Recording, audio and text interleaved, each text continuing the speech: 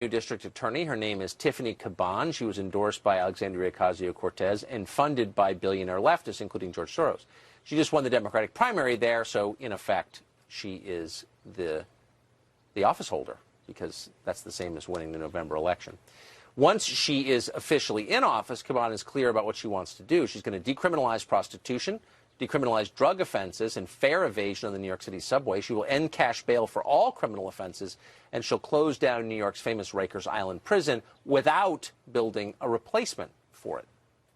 What will that mean for New York? Howie Carr is a radio host. He's been watching this carefully, and he joins us tonight.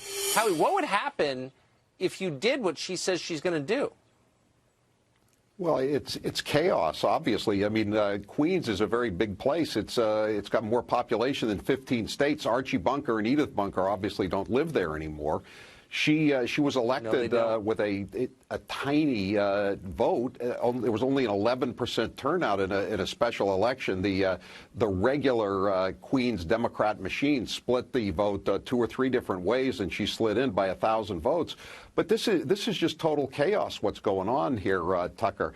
You know, she wants to decriminalize turnstile jumping on the subways and the buses, and yet, you know, across the river in Manhattan, Governor Cuomo, who backed the losing candidate, he just talked about adding 500 cops to the subways and buses in Manhattan to stop the crime and the fare jumping that's been created by the same policy in the borough of Manhattan. And you know, Soros has taken over. These are you know, kind of low profile but very powerful prosecutorial jobs here. He knocked off 2 moderate Democrats in your neck of the woods in Northern Virginia a couple of weeks ago. They've elected these people in Philadelphia, St. Louis. The Jussie Smollett disaster is pretty much due to this new district state's attorney in Cook County, Chicago. She's another you know, one of these woke prosecutors, and it's just it's crazy. And you know, this woman Caban ran on a platform of you know, we've got to end mass incarceration. There is no mass incarceration. The jail population in New York is down 50% in the last 20 years. The prison population in the state is down 31%. You know, what are they talking about? And you know, people don't know what a crime is anymore. In Boston is the same way. But whatever happened to campaign finance reform? So you have one guy, some naturalized American, George Soros, who hates the United States and wants to destroy it, and he gets to choose who enforces the law in all these different cities because he's rich and the rest of us aren't as rich. Whatever. The left used to be upset about things like that, but now they're for it. They think George Soros ought to be allowed to control the country in the way he does. What changed?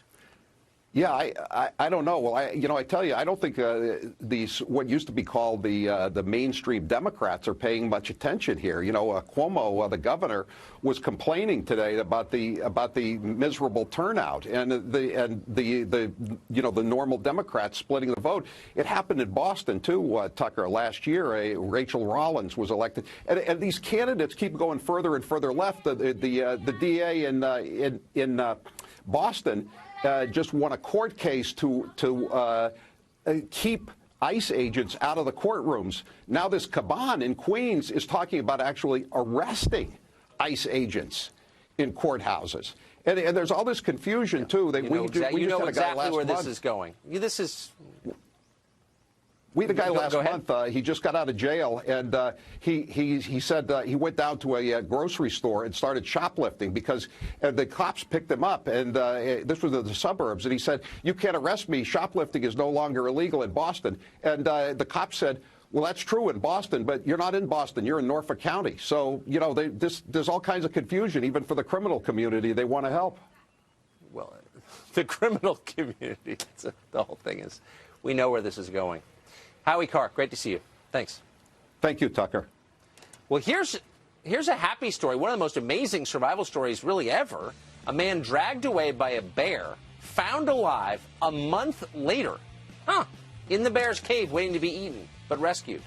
We'll tell you exactly what happened after the break. Plus, the press routinely denounces the president as a threat to the free press. But should they be worrying more about the influence of Facebook and Google? the two companies that have actually destroyed the American media.